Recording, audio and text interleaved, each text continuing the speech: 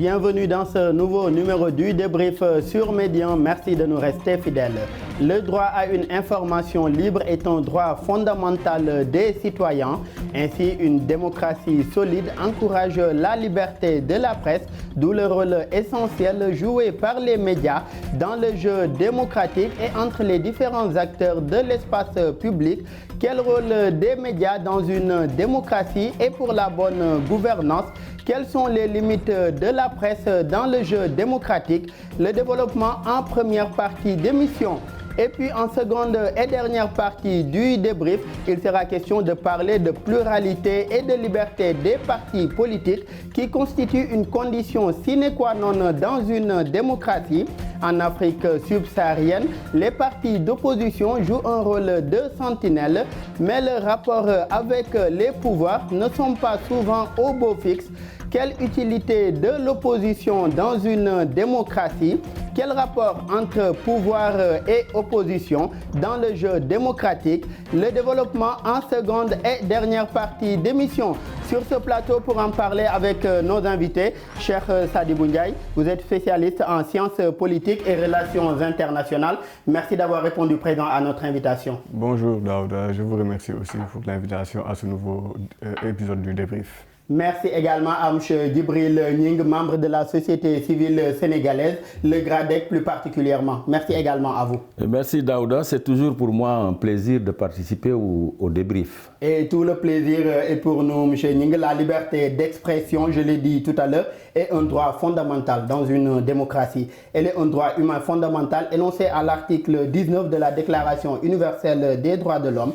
Aujourd'hui, quelle lecture faites-vous de la situation de cette liberté d'expression sur le continent africain, surtout à travers les médias? Merci Daouda. Et effectivement, la liberté d'expression est non seulement un droit de l'homme consacré par la Déclaration universelle des droits de l'homme, mais c'est aussi un levier essentiel de la démocratie. Il faut dire que la liberté de la presse a fait des progrès en Afrique. Si on considère les 20 ou 30 dernières années,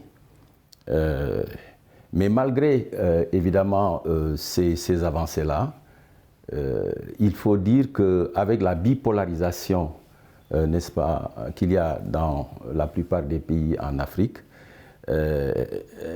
au-delà de la ligne éditoriale, n'est-ce pas, que chaque organe de presse peut avoir, la presse souvent se situe dans les deux camps.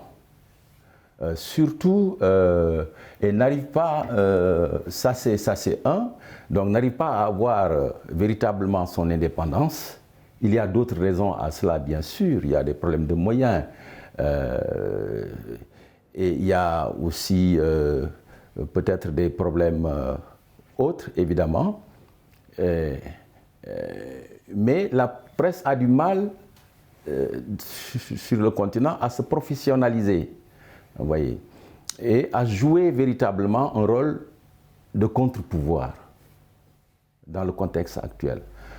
Alors que dans ce contexte, n'est-ce pas, disons, où la gouvernance est très chahutée et, disons, problématique, avec les problèmes de corruption, avec le niveau de l'analphabétisme qui est très élevé, avec les problèmes d'équité dans la distribution des richesses, des ressources, n'est-ce pas?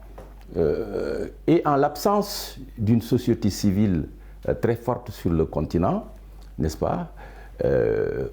Aussi, si l'on considère que la séparation des pouvoirs n'est pas souvent une réalité bien établie, le législatif et le judiciaire sont à la remorque de l'exécutif. Ce qui était attendu et ce qui est encore attendu de la presse sur le continent, c'est un véritable rôle de contre-pouvoir. Mais ça, pour que la presse arrive à le jouer, ce rôle-là, il faut non seulement qu'il se professionnalise, mais il faut que ce soit un journalisme d'investigation. Et nous en viendrons. Cher, selon vous, ce rôle-là, est-ce que la presse le joue aujourd'hui? Ce rôle de sentinelle ou de contre-pouvoir? La presse joue-t-il ce rôle aujourd'hui en Afrique face à la situation de la liberté d'expression? Par rapport à la situation de la presse en Afrique, il faut aussi rappeler cette trajectoire historique qu'a connue la presse depuis son entrée en Afrique avec, en 1854, le moniteur administratif du Sénégal, jusqu'à aujourd'hui avec les conférences nationales aussi vers les années 90 qui vont permettre de faire souffler un vent démocratique sur le continent africain. On a vu que la presse a eu à jouer un rôle assez important. La presse a permis vraiment de démocratiser l'espace politique africain, malgré la guerre froide qui avait mis pratiquement la plupart de nos pays à vraiment faire partie d'un bloc ou d'être un tiers-mondiste. Sinon, on a vu que la presse a toujours participé à l'évolution de ces phases-là. Maintenant, après ces conférences nationales-là, on a vu des régimes démocratiques, je veux dire des transitions démocratiques, comme ici au Sénégal, avec l'arrivée d'Abdoulaye Wade vers les années 2000. Cela a surtout contribué à cette pluralité de presse, comme la presse écrite et même aussi la presse en ligne aujourd'hui. Donc cela vous montre que la presse en Afrique aujourd'hui est en balbutiement. Mais jusqu'à présent, on remarque que dans des pays en Afrique, la liberté de la presse là, qui est un droit garanti par la Charte même africaine des droits de l'homme et des peuples et par d'autres organisations internationales. Mais jusqu'à présent, on voit que dans d'autres pays en Afrique, le rôle que doit jouer la presse, d'être devant la scène, a vraiment favorisé la démocratie et vraiment l'avancée démocratique. Mais on constate aussi que les régimes qui sont en place font tout pour avoir une presse qui est à leur solde, et exclut pratiquement ces presses qui servent de contestataires, parce qu'il faut le savoir aussi, la presse aujourd'hui... Et on reste, cher, avec ces limites-là aujourd'hui, ou bien ces contraintes auxquelles la presse fait face. Vous l'avez dit tout à l'heure, même s'il y a un certain pluralisme ou bien une certaine libéralisation aujourd'hui de l'espace public, les journalistes ou bien les médias plus globalement sont confrontés à une certaine censure ou bien même des menaces quant à l'exercice de leurs fonctions. Il arrive même que des journalistes soient arrêtés par rapport à l'exercice de leurs fonctions ou bien même assassinés. Aujourd'hui, par rapport à toutes ces situations-là, quelles conséquences cela pourrait avoir quant au droit à l'information et à la liberté d'expression? Par rapport à ces droits même, je pense que la presse aujourd'hui sert de quatrième pouvoir actuellement. Il y a le législatif, l'exécutif et le judiciaire. On sait que ces trois pouvoirs-là, c'est pratiquement l'exécutif qui a la main basse pratiquement en Afrique sur le législatif et le judiciaire, mais la presse doit servir de contre-pouvoir, de quatrième pouvoir, qui doit éclairer pratiquement ce qui se passe sur le continent africain, mais aussi porter la voix des sans-voix, c'est-à-dire le bas peuple, de ce qui vraiment... Regardez le contexte actuel international. On a vu des télévisions de grandes chaînes russes qui sont mises sous embargo dans la plupart des pays européens. Est-ce que ça, c'est en faveur de la liberté de la presse? Est-ce que c'est en faveur de la démocratie? Et ces mêmes télévisions... Et également des chaînes françaises censurées au Mali. Censurées au Mali. Donc même on a vu ces chaînes internationales-là qui essaient de venir en Afrique pour avoir des contacts, pour pouvoir mettre des bases ici au niveau africain. Donc pour vous dire tout simplement que, est-ce que ce n'est pas un problème au niveau mondial aussi actuellement, ce problème de la liberté de la presse? Est-ce que c'est seulement au niveau africain? Donc je pense qu'il faut aller dans un sens où nos États, nos démocraties ici en Afrique puissent mettre en place vraiment de véritables fondements qui vont permettre aux journalistes, certes d'être dans un cadre légal, de respect des droits et des libertés, aussi de la vie privée aussi des personnalités, mais aussi de pouvoir faire leur travail sans être inquiétés dans plusieurs domaines. Parce qu'un journaliste investigateur ne peut pas venir avec ses preuves dénoncer une corruption qui se passe dans un État ou dans un pays et qu'on puisse le qualifier ou qu'on puisse vraiment le mettre en prison pour des choses qui sont réelles, pour des choses qui vraiment existent. Et un principe élémentaire là de ce métier, à savoir le journalisme, dit qu'un journaliste qui révèle ses sources les tarit.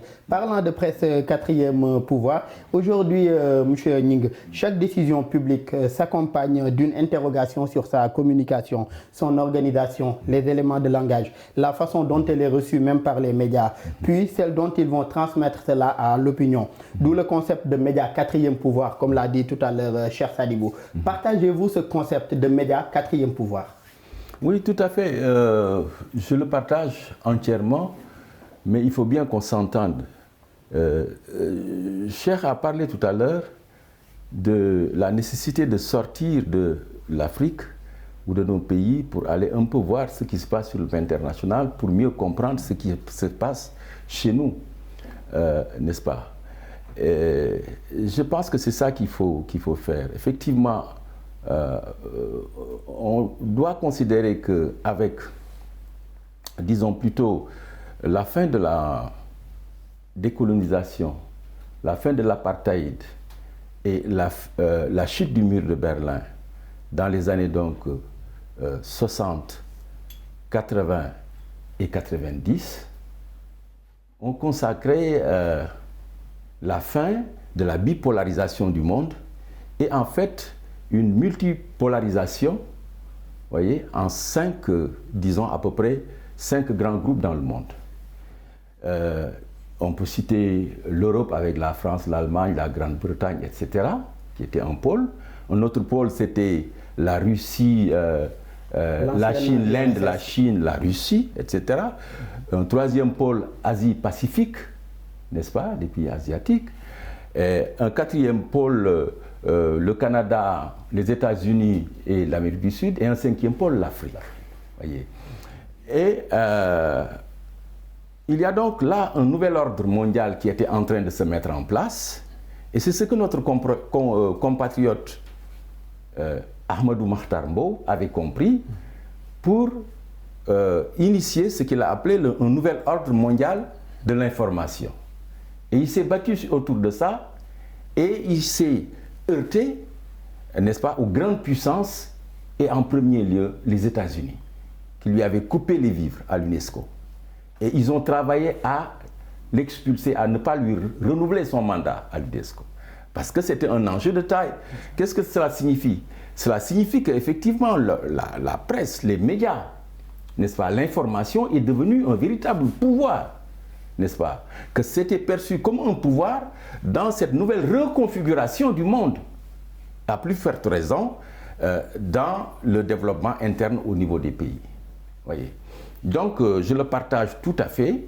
Je pense qu'il faut d'ailleurs qu'on le comprenne comme tel et que, justement, comme le disait Cheikh tout à l'heure, à l'intérieur de nos pays, non seulement que par rapport dans le monde, dans le jeu, n'est-ce pas, qui est en train de se faire de la reconfiguration du monde, n'est-ce pas, l'Afrique travaille à mettre en place de grands groupes puissants, n'est-ce pas? Et la proposition d'ailleurs est sortie lors de la 35e session du sommet de l'Union africaine où le Premier ministre éthiopien Abiy Ahmed a dénoncé aujourd'hui comment est-ce que l'Afrique ou bien les informations liées à l'Afrique sont traitées à travers les grands groupes internationaux, d'où une proposition de sa part de mettre sur pied un grand groupe de presse panafricain qui aujourd'hui va montrer ces informations, ce qu'il appelle la véritable information liée à l'Afrique, des informations alternatives différentes de ce qui se fait à travers les médias internationaux. On reste aussi avec ces contraintes-là auxquelles font face les médias. La Charte africaine de la démocratie, de la bonne gouvernance et des élections, en son article 27, alinéa 8, stipule qu'au fin de promouvoir la gouvernance politique, économique et sociale, les États partis s'engagent à promouvoir la liberté d'expression, en particulier la liberté de la presse, ainsi que le professionnalisme des médias, ce que vous avez commencé à soulever tout à l'heure. Sur le continent aujourd'hui, cette garantie ne se heurte-t-elle pas à certaines limites? Vous avez donné l'exemple de Ahmadou Makhtar Mbow, notre compatriote, mais aujourd'hui également, là c'était à l'international avec les États-Unis quand il dirigeait l'UNESCO. Mais au niveau africain aussi, est-ce qu'on ne se heurte pas à des limites du genre? Si. On se heurte à beaucoup de limites parce qu'il faut partir des 3 grandes crises structurelles qui structurent le monde contemporain actuel et qui frappent donc l'Afrique et nos pays pris individuellement. C'est d'abord la crise de l'économie politique. À un moment donné, on a considéré que l'économie était devenue non pas une science politique, mais une science exacte, etc. Et c'est ce qui a mené à plusieurs, disons, mini-crises, jusqu'à la crise de 2008, où, n'est-ce pas, les grands penseurs et les chercheurs dans le monde sont revenus au concept d'économie politique. Pour dire que l'économie ne peut pas faire l'objet de recettes, de calculs, etc. comme ça, mais qu'il faut partir de grandes doctrines, n'est-ce pas, politiques et économiques, n'est-ce pas, et c'est ça qui avait d'ailleurs généré la planification et bien des choses sur lesquelles les grands penseurs étaient d'accord. Donc en 2008, après la crise, on revient à ça. Bon, mais ce n'est pas gagné. Alors, il y a une autre crise structurelle, c'est la crise du projet démocratique qui structure le monde. The Economist, un journal très bien connu, le département de la recherche de The Economist, qui a l'habitude de classer d'ailleurs les pays démocratiques à partir de la gouvernance, à partir du processus électoral, à partir de la transparence, d'un certain nombre de critères, n'est-ce pas, a montré qu'en 2021, sur 167 pays dans le monde, 27 pays seulement vivaient une démocratie complète. Et que la moitié de la planète, n'est-ce pas, vit dans des pays à régime autoritaire. Et il y a enfin la crise de l'état de droit. L'état de droit qui est caractérisé par la hiérarchie des normes, par la séparation des pouvoirs et par l'égalité des citoyens devant la loi. Toute chose que nous voyons en Afrique qui est attaquée, mise à mal, etc. etc. Et pour rester même avec cet état de droit et cette crise aujourd'hui que vous avez soulevée tout à l'heure, on note que les médias de service public, dans ce jeu-là, sont beaucoup plus dans des pratiques de médias d'État ou bien des pratiques de propagande. Au même moment, des organes de presse privés sont dans des positions pro ou anti-pouvoir. Et quelle lecture aujourd'hui, cher, faites-vous de cette situation? Et aussi au vu de ce qu'a développé tout à l'heure M. Ning. Oui, cette situation découle surtout d'après les indépendances. Parce qu'on a eu pratiquement des partis uniques qui se sont installés dans la plupart des pays africains post-indépendance. Donc ces pays ont favorisé un parti unique, donc une pensée pratiquement unique. Donc la presse doit être au solde. Donc la presse doit défendre pratiquement le travail du gouvernement et l'intérêt du gouvernement. Et on a remarqué cette méthode dans les régimes socialistes, les régimes soviétiques, comme l'ex-Union soviétique, jusqu'à son effondrement dans les années 90. Maintenant, mais comment se fait-il qu'avec le pluralisme, cette méthode-là perdure jusqu'à nous? Jusqu'à présent, cette méthode perdure. Mais cette méthode a connu aussi cette trajectoire-là de nos indépendances jusqu'aux conférences nationales.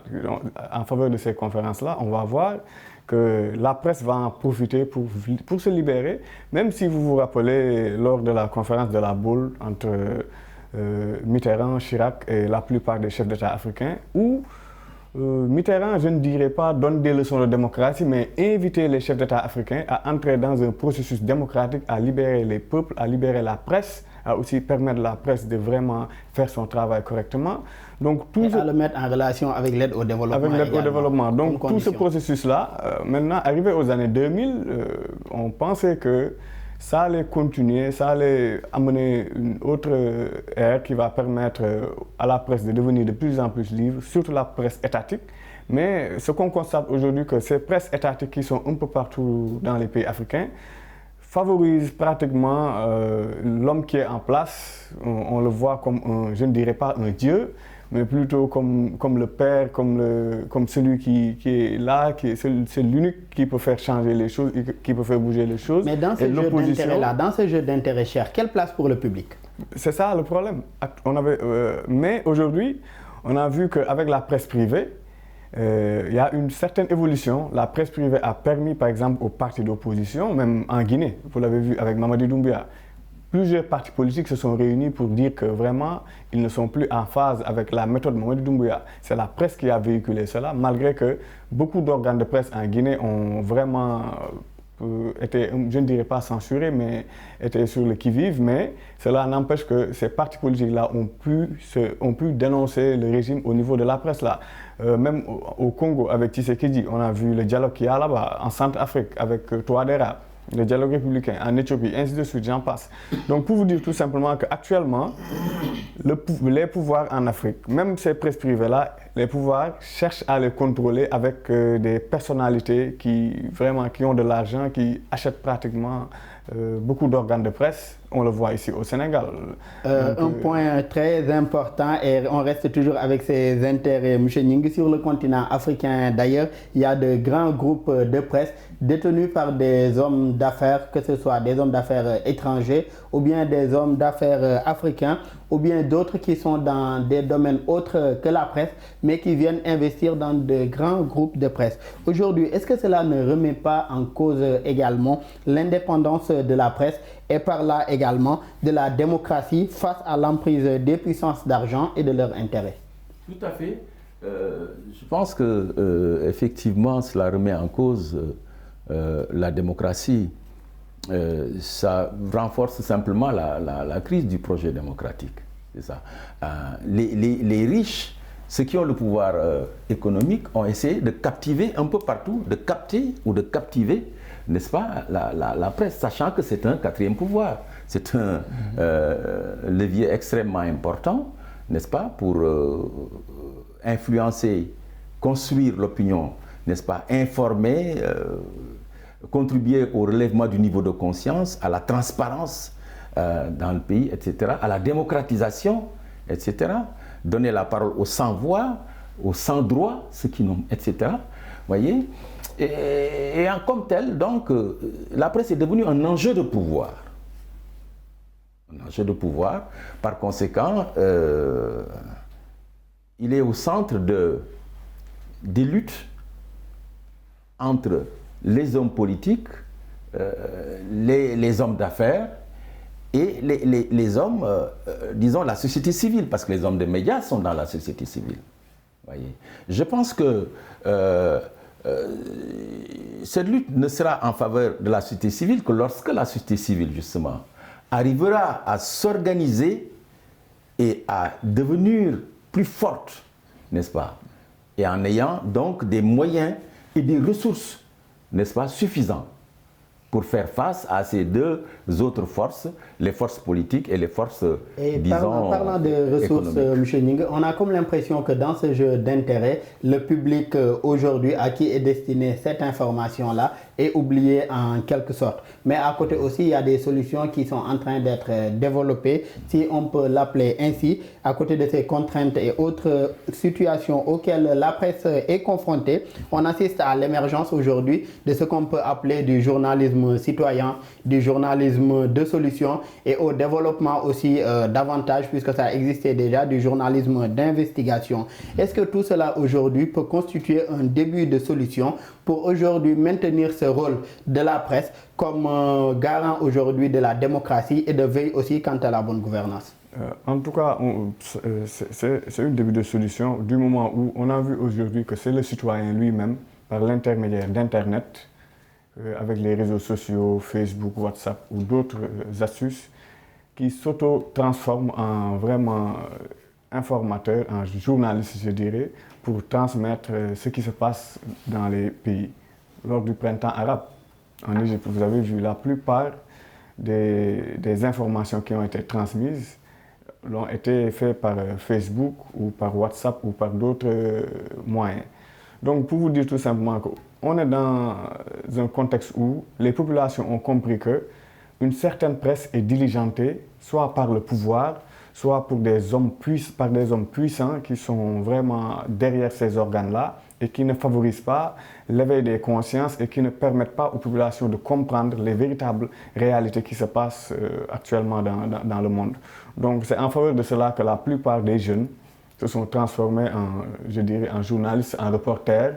On a vu même des chaînes privées maintenant s'organiser de telle sorte qu'à avoir des reporters un peu partout dans certaines zones pour pouvoir les transformer en personnes qui vont les permettre de recevoir ces informations-là. Et aujourd'hui, dans un pays comme le Sénégal, des débuts de solutions aussi sont en train d'être trouvés pour assainir aujourd'hui le métier de la presse avec un nouveau code de la presse qui a été adopté, une carte nationale de presse également qui est obligatoire pour aujourd'hui toute personne se réclamant aujourd'hui de la presse, qu'il soit journaliste ou technicien de la communication sociale également. Et Cheikh a parlé tout à l'heure, M. Ning, d'une chose également importante, c'est la concurrence aujourd'hui qu'Internet fait aux médias traditionnels. À travers Internet, je veux bien sûr parler des médias sociaux qu'il a cités tout à l'heure. Est-ce que cela aussi ne peut pas remettre en cause ce qu'on peut appeler aujourd'hui, ou bien ne confirme pas aujourd'hui les critiques sur l'objectivité et l'impartialité des médias?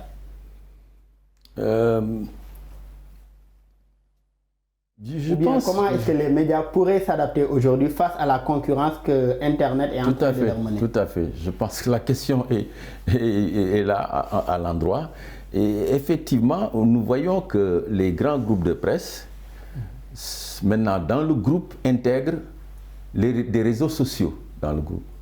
Et même dans les émissions, dans les débats, les gens interviennent, etc., à travers les groupes sociaux, etc. Bon, c'est peut-être une manière de capter pour les grands groupes, n'est-ce pas, de neutraliser un peu les réseaux sociaux. Mais je pense que c'est peine perdue, parce que la révolution technologique nous a tous surpris d'ailleurs, et va reconfigurer totalement le monde de l'information. On va, à mon avis, aujourd'hui, à côté de cette reconfiguration de l'information également dans l'espace public, on assiste à une reconfiguration aujourd'hui des différents acteurs, qu'ils soient de l'opposition, qu'ils soient du pouvoir ou même de la société civile, puisque nous étions également en train de parler de la presse, qu'on peut aussi classer dans la société civile. Donc, en deuxième partie d'émission, il sera question de parler de quel rapport entre pouvoir et opposition dans une démocratie. Le développement, c'est tout de suite. De retour sur ce plateau de Médian pour la seconde et dernière partie de votre émission, cher Sadibou. Dans une démocratie, l'opposition joue différents rôles tels que celui d'un contre-pouvoir pour éviter toute atteinte aux droits et libertés, celui de la possibilité d'une alternance également, puisqu'incarnant le pluralisme politique, aussi l'opposition peut permettre de renouveler le personnel politique à l'issue d'élections démocratiques. Selon vous déjà, que pensez-vous aujourd'hui de la place des opposants africains dans le jeu démocratique?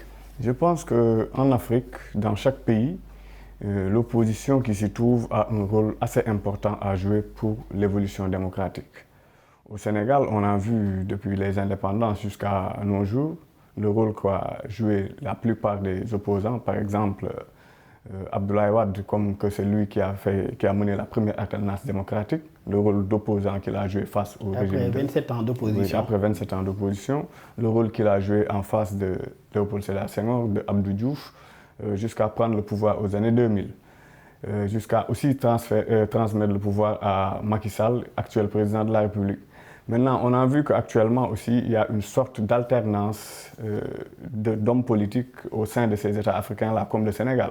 Actuellement, on a vu l'émergence d'opposants qui sont la plupart des jeunes, qui ont, je dirais, pris leurs responsabilités, qui se sont engagés par rapport à la situation qui se passe actuellement dans le pays. C'est le même cas dans plusieurs pays d'Afrique, comme le Congo, comme la Centrafrique avec Touadéra et ses opposants. Mais le problème qui se pose aussi, c'est qu'on a souvent des pouvoirs qui sont là pour se maintenir soit par plusieurs mandats, ou soit mettre des mécanismes en place pour ne pas favoriser que soit les opposants principaux ne puissent pas se présenter aux élections. Ici au Sénégal, on avait vu ce problème qu'il y avait entre Karim Wade et le régime actuel. C'est le même cas en Centrafrique où on pratiquement refuse à Bozizé de se présenter. Certes, Bozizé, c'est lui qui est derrière les rebelles, c'est lui qui fomente pratiquement. Au Bénin, où deux opposants ont été condamnés. C'est la même chose. En République démocratique du Congo, où des députés ont vu leur immunité parlementaire presque levée parce que tout simplement ils sont arrivés deuxième, troisième, ils ont joué un grand rôle face au président Tshisekedi. Donc ce sont ces problèmes-là actuellement qui gangrènent le continent africain.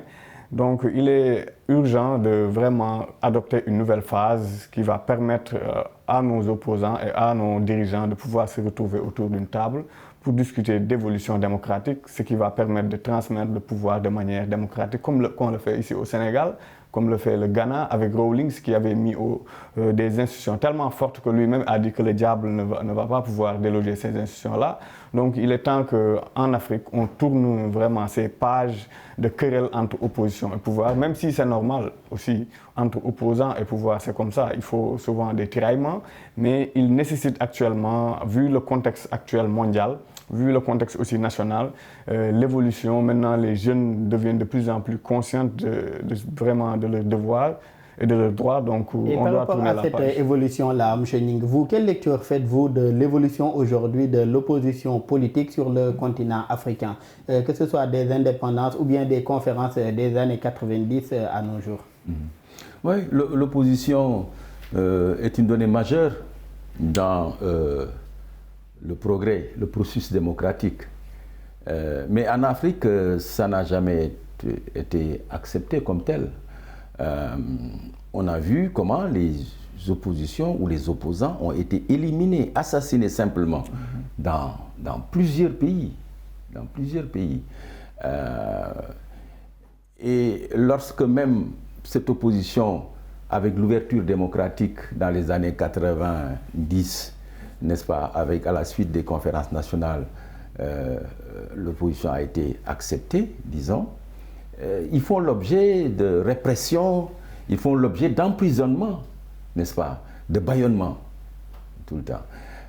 Alors que le fait d'accepter pour les pouvoirs en Afrique, d'accepter une opposition, non seulement l'opposition peut jouer son rôle de contre-pouvoir pour équilibrer, pour qu'il y ait de la transparence, pour qu'il y ait un équilibre, mais justement l'opposition peut contribuer à ce que ces deux crises que j'avais citées, dont j'avais parlé, la crise de l'état de droit et la crise du projet démocratique, soient surmontées positivement. Voyez. Mais tant que ces deux crises-là perdurent, il n'y aura pas d'opposition véritablement structurée et organisée forte sur le continent. Prenons l'état de droit. Qu'est-ce qui se passe? Les États au pouvoir restent au pouvoir, manipulent la Constitution pour prolonger le nombre de mandats. Face à ça, qu'est-ce que le pouvoir judiciaire fait? Qu'est-ce que le pouvoir législatif fait? Ils sont à la solde du pouvoir exécutif. Vous voyez, donc cette crise de l'état de droit, n'est-ce pas, ne permettra pas, tant qu'elle perdurera, à une opposition d'exister. Alors, il faudra que donc le mouvement démocratique, comme en Afrique, il l'a fait depuis avant l'indépendance, pour conquérir l'indépendance, n'est-ce pas, pour consolider l'indépendance, pour conquérir la démocratie et consolider et approfondir le processus démocratique, il faudra que le mouvement démocratique africain continue à se battre, justement, pour que soit surmontée la crise du projet démocratique et la crise de l'état de droit, qui seulement permettront l'existence d'une véritable opposition reconnue et institutionnalisée. Au Sénégal, cette opposition... On va revenir d'ailleurs sur cette institutionnalisation aujourd'hui de l'opposition dans beaucoup de pays africains, mais on reste sur un problème que vous avez soulevé tout à l'heure, c'est-à-dire le refus dit, ce qui est appelé un refus en tout cas par les opposants et autres acteurs de l'espace public, des pouvoirs politiques, à aujourd'hui quitter le pouvoir. Quand ils sont au pouvoir, ils font tout pour se maintenir, que ce soit par... les modifications constitutionnelles ou bien par les organisations d'élections, souvent dénoncées par les opposants et d'autres acteurs. Mais pourtant, face à tout ce qui est dénoncé là aujourd'hui, cher Sadibou, on constate que des indépendances à nos jours, il y a eu plusieurs alternances politiques aujourd'hui sur le continent africain et beaucoup d'opposants également ont pris le pouvoir. Donc il conviendrait de se demander, est-ce que cela ne témoigne-t-il pas de l'existence d'une parfaite démocratie sur le continent ou bien du moins les conditions en tout cas structurelles favorables à cette démocratie? En tout cas, pour ce qui concerne l'Afrique, c'est vrai que beaucoup de pays sont sur cette trajectoire d'évolution démocratique. C'est le cas du Ghana, c'est le cas du Sénégal, qui a une trajectoire démocratique, d'alternance démocratique vraiment importante par rapport aux différentes personnalités qui ont eu à diriger ce pays, de Senghor jusqu'à Macky Sall. Et on souhaite que cette alternance continue parce qu'on va vers des élections en 2024. Donc je dirais que le meilleur gagne, mais je dirais aussi que celui qui perd le pouvoir ou que celui qui gagne puisse reconnaître vraiment sa défaite et la victoire de l'autre. Donc cette alternance démocratique qu'a connue le Sénégal, d'autres pays africains comme le Ghana l'ont connue. Donc il est assez important aussi de soulever ces aspects-là.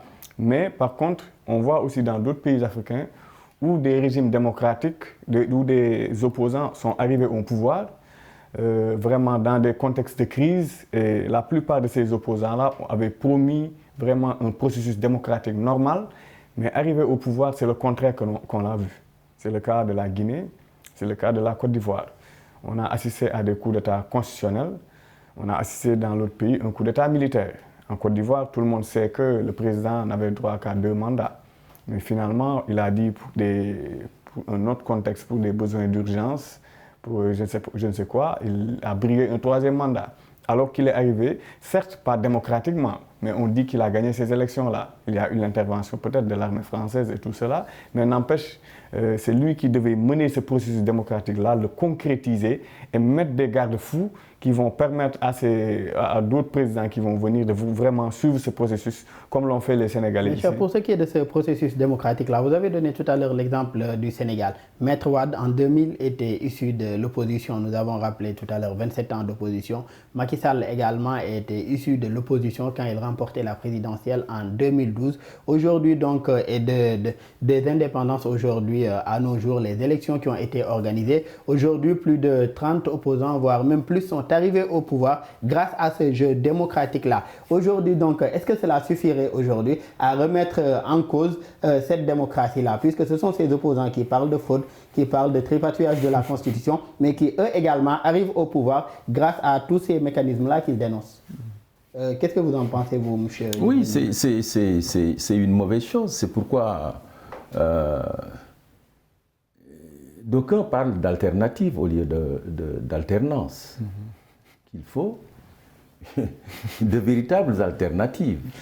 C'est-à-dire, il faut que nous ayons des oppositions ou une opposition qui non seulement a une vision, a un programme, mais sur le plan même des pratiques, puisse faire une rupture d'avec les pratiques antidémocratiques, rétrogrades et anticonstitutionnelles, et contre l'état de droit, comme je disais tout à l'heure. N'est-ce pas? Alors, ça aussi, c'est pas demain la veille qu'on l'aura. Et c'est ça qui est malheureux, parce que les populations, les citoyens avec le niveau de conscience qui d'ailleurs est de plus en plus élevé au niveau des citoyens en Afrique, mais le jeu politique tel qu'il se déroule ne permet pas aux citoyens de pouvoir détecter véritablement si cette opposition-là, justement, ira jusqu'au bout de ses promesses, ou alors laquelle de ces oppositions est porteuse d'une véritable rupture, d'une véritable alternative. C'est le jeu tel qu'il se déroule. Et pour confirmer ce que vous dites, même dans un pays, on reste avec l'exemple du Sénégal, puisque c'est un pays aussi qui est souvent cité en modèle de démocratie. Aujourd'hui aussi, pour la plupart des alternances que le pays a connues, c'était plus des alternatives, comme vous l'avez dit, puisque le mot d'ordre était clair, c'était souvent tout sauf le candidat sortant. Donc ça a permis aussi à l'opposant qui était le mieux placé de remporter ces élections-là. Et ce multipartisme aujourd'hui a été enclenché depuis le début des années 90 et s'exerce aujourd'hui, mais aujourd'hui ce multipartisme s'exerce aussi dans des régimes présidentiels, voire même présidentialistes, où la plupart des pouvoirs sont concentrés par l'exécutif au détriment des autres pouvoirs. Aujourd'hui, cher, face à cette situation, quelle place de l'opposition dans de tels régimes politiques? Oui, je pense que, comme l'a dit le doyen, l'opposition doit je dirais, prendre à bras le corps son rôle, avoir un programme structuré, un programme vraiment qui va convaincre le niveau de confiance du peuple actuellement. Parce que vous, comme Abdoulaye Wade l'avait dit un jour que à un moment donné, le Sénégal va tourner une page de son histoire, c'est-à-dire le jeu démocratique, le débat démocratique entre les politiciens va évoluer de manière, parce qu'il y aura des technocrates, il y aura des jeunes intelligents, des jeunes qui ont vraiment un très bon background, qui vont vraiment mener un débat assez important. Est-ce que ce n'est pas à cela qu'on assiste aujourd'hui, puisque de plus en plus au Sénégal, des jeunes leaders émergent et les débats sont plus tournés aujourd'hui vers des programmes, vers la bonne gouvernance, vers la lutte contre la corruption et j'en passe. Moi, le constat que j'ai fait, c'est que l'ancienne génération, je n'ai rien contre cette ancienne génération-là, mais le débat était plutôt idéologique. L'idéologie avait en tout cas sa place. Mais l'actuelle génération, je les vois parler de monnaie, je les vois parler d'économie, je les vois parler de diversification du partenariat avec la Chine, la France, la Turquie. Certes, Abdoulaye Wade l'avait commencé, mais je veux dire qu'actuellement, les gens ont tellement compris que le peuple africain demande une autre mode de gouvernance, c'est-à-dire une gouvernance qui va permettre à ce peuple-là de pouvoir tirer des ressources minières, gaz, pétrole, ainsi de suite. C'est-à-dire que les jeunes ont compris cela. C'est pourquoi on assiste actuellement à l'émergence. Birahim Seck, même le président du Forum civil, l'a dit. Parce qu'actuellement au Sénégal, avec les problèmes judiciaires au sein de l'opposition, on a vu le débat être retombé un peu bas. Mais on a vu Birahim Seck demander à ces hommes politiques-là de relever le niveau du débat et d'aller vers l'essentiel, c'est-à-dire les problèmes économiques, la pauvreté, parce que ce n'est pas ces problèmes judiciaires-là qui vont régler le problème du commun des mortels. Donc pour vous dire tout simplement que l'opposition aussi en Afrique, un peu partout en Afrique, doit avoir des bases solides, doit avoir un programme structuré, un programme scientifique qui va permettre à l'Afrique de s'en sortir dans divers domaines. Parce que c'est trop facile de se mettre devant une caméra et de dire « oui, on s'ouvre, on tel ». Non, il faut écrire des livres, écrire des programmes, montrer sa vision par rapport à l'avancée de la République, mais sa vision aussi par rapport à la consolidation de la démocratie en Afrique. Et je précise que le Forum civil dont vous avez parlé de Birahim Seck et la représentation sénégalaise de Transparency International. L'opposition aujourd'hui, aspirant à prendre le pouvoir, M. Ning, doit aussi élaborer, comme a commencé à le développer Cher, élaborer, diffuser des propositions dans chacun des domaines aujourd'hui qui concernent la vie publique. Et comme c'est le cas aujourd'hui dans le modèle anglo-saxon, ainsi ces opposants qui cherchent à arriver au pouvoir par le scrutin ouvert, mais ils doivent non seulement chercher à arriver au pouvoir, mais ne doivent pas également empêcher aujourd'hui ceux qui sont au pouvoir de dérouler leur programme comme on le voit également dans certains de nos pays. Aujourd'hui, est-ce qu'on assiste globalement à ce modèle-là, c'est-à-dire un modèle où les opposants font des propositions, font des programmes ou bien font même des propositions au pouvoir en place et n'entravent pas aujourd'hui le déroulement du programme de ce pouvoir? Est-ce qu'on assiste à ce modèle-là sous nos cieux? Sous nos cieux, non.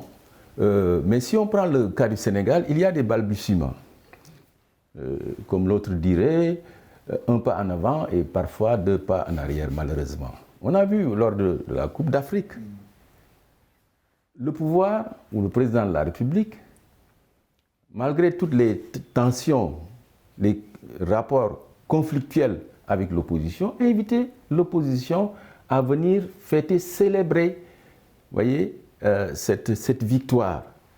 Lors aussi également de la Covid. De Massalikul Jinan également. Voilà, de la Covid, de Massalikul Jinan. Où il y a eu les retrouvailles entre Maître Abdoulaye Wade et son successeur. Et de l'inauguration du stade du Sénégal, Maître Abdoulaye Wade, etc. Il faut ajouter toujours au palmarès du Sénégal que la Constitution reconnaît à l'opposition qui s'oppose, aux partis qui s'opposent au pouvoir, leur droit de s'opposer au pouvoir. Et leur garantit un statut. C'est dans la Constitution. Garantit un statut et à son chef également. Mais depuis lors, qu'est-ce qu'on a vu? Une loi doit être prise pour justement organiser cette désignation du chef de l'opposition, non seulement cette loi n'a jamais été prise, donc on marque le pas sur cette question d'institutionnalisation de l'opposition, mais on judiciarise les conflits entre le pouvoir et l'opposition, entre la majorité. Et c'est ça le danger, parce que c'est générateur de violence. Cela ne décrédibilise pas également le pouvoir judiciaire? Ah oui, ça décrédibilise totalement le pouvoir judiciaire. C'est pourquoi la perception au Sénégal et un peu partout en Afrique de l'institution judiciaire est une perception tout à fait négative. Négative. Voyez. Donc, à mon avis, il faudrait que nos pouvoirs vraiment sachent raison garder en faisant le nombre de mandats qu'il faut pour quitter le pouvoir par la suite. Voyez. Mais si on persiste à manipuler la Constitution et à rester au pouvoir, n'est-ce pas?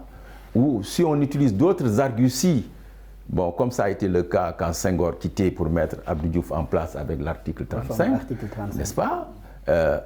Le risque, c'est qu'on assiste à des violences, à des soulèvements, n'est-ce pas?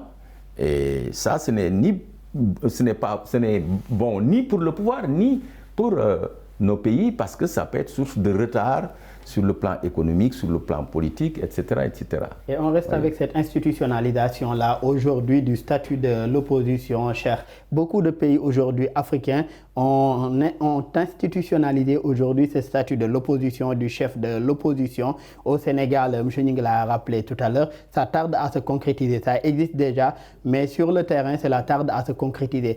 D'autres pays l'ont déjà concrétisé en Afrique, mais des problèmes se posent aussi, puisque les gens désignés comme chefs de l'opposition ne sont pas reconnus aujourd'hui par ceux qui se revendiquent réellement de l'opposition. Quelle analyse faites-vous aujourd'hui de toutes ces situations qui sont issues de ce statut de l'opposition ou de cette institutionnalisation-là aujourd'hui du statut de l'opposition? Oui, par rapport à ce statut-là, moi je pense qu'en Afrique, nos pouvoirs sont en train de jouer à un jeu dangereux. Parce qu'ils profitent de ce statut pour soit manipuler l'opposition, mais ici au Sénégal, on a vu le président de la République dire qu'on va réduire l'opposition à sa plus simple expression. Donc pour moi, ça c'est dangereux de le dire dans un pays démocratique, parce que l'opposition a son rôle à jouer. Alors que c'est vous qui voulez favoriser le fait d'avoir un statut de l'opposition bien défini, et de l'autre côté, vous vous retournez pour dire que nous allons réduire l'opposition à sa plus simple expression. C'est quelque chose de dangereux, c'est un précédent dangereux. Je pense qu'il faut arrêter ces genres de méthodes-là. On est dans l'ère démocratique. Et en démocratie, un président ou un opposant, il faut être un gentleman pour exercer la démocratie. Savoir reconnaître sa défaite, mais aussi savoir laisser les gens qui veulent demander l'électorat pour prendre le pouvoir, le faire de manière démocratique. Et après, on passe à une transition. Mais vouloir de force se maintenir au pouvoir, en soit tripatouillant la Constitution, soit en parlant d'institutionnalisation du statut de l'opposition, alors qu'on sait que vous le faites à des fins vraiment de manipulation. C'est le même cas qu'on retrouve un peu partout en Afrique, dans les autres États africains. On nous parle d'institutionnalisation de l'opposition, mais jusqu'à présent, concrètement, on a vu qu'en Afrique, il y a du retard par rapport à cela. Maintenant, on ne peut pas rester tout simplement en Afrique. Il faut mondialiser le problème souvent. Aller en France, aller en Allemagne, aller dans d'autres pays démocratiques. Je ne parle pas des régimes autoritaires comme en Chine ou en Corée. Mais on a vu que dans ces pays-là, les opposants vraiment sont respectés, sont vraiment dans une mesure de pouvoir se présenter, de dire le programme, de présenter le programme aux citoyens de manière démocratique et que vraiment il n'y a pas de problème. Mais ce n'est qu'en Afrique, peut-être dans quelques pays autocratiques qu'on va voir que le statut de l'opposition n'est pas appliqué ni respecté. C'est un jeu qu'utilise le pouvoir souvent pour essayer de bloquer l'opposition sous divers angles. Et par rapport à cette nécessité d'avoir aujourd'hui des relations à peu près apaisées, en tout cas apaisées ou stables entre pouvoir et opposition, un penseur comme Holger Zelentin a soutenu que l'opposition se trouve aujourd'hui sous une forme ou une autre dans toute communauté politique. Et une communauté politique n'existe que dans la mesure où l'opposition est présente sous une forme ou une autre. Donc on ne peut pas parler de communauté politique sans opposition, même si officiellement il n'y a pas cette reconnaissance-là ou bien ce nom-là d'opposition. N'empêche, cela existe. Dès qu'il y a communauté politique, il y a opposition. Mais aujourd'hui, comment aller face à tout ce qu'on a soulevé au cours de ces échanges-là, comment aller vers une approche renouvelée, M. Ning, de l'opposition politique sur le continent africain? Oui, comment aller vers un renouvellement de l'opposition politique sur le continent? Je pense qu'il faut, il faut deux choses. Il faut non seulement qu'on ait une presse qui continue à jouer son rôle de contre-pouvoir, n'est-ce pas? Mais il faut que les autres contre-pouvoirs qu'on ait, les autres contre-pouvoirs puissent jouer leur rôle. Voyez. Si vous voyez au Sénégal, par exemple, l'instance maraboutique ou religieuse a joué un véritable rôle de contre-pouvoir lors des événements de mars. Bon, nous avons, du point de vue des institutions modernes ici, la Cour des comptes, nous avons l'inspection générale d'État, etc. Nous avons l'OFNAC, etc.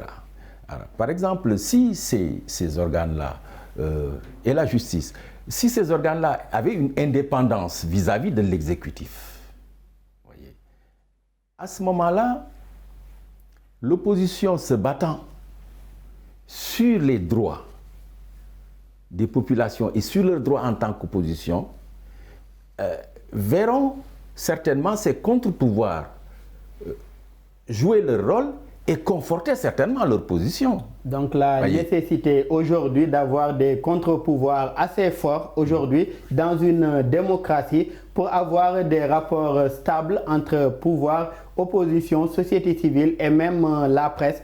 Malheureusement, nous en sommes à la fin de cette émission. Je rappelle que nous recevions M. Djibril Ning. Vous êtes membre de la société civile sénégalaise, plus particulièrement du GRADEC. Merci d'avoir été avec nous. Merci Daouda, ça a été un plaisir pour moi. Plaisir partagé toujours également. Cheikh Sadibou Ndiaye, spécialiste en relations politiques et en sciences politiques, autant pour moi, et en relations internationales. Merci également, Cheikh, d'avoir été avec nous. Je vous remercie, Daouda. Merci également à l'équipe technique qui nous a facilité la réalisation de cette émission. Merci à vous qui nous suivez. Très bonne suite de programmes sur nos antennes.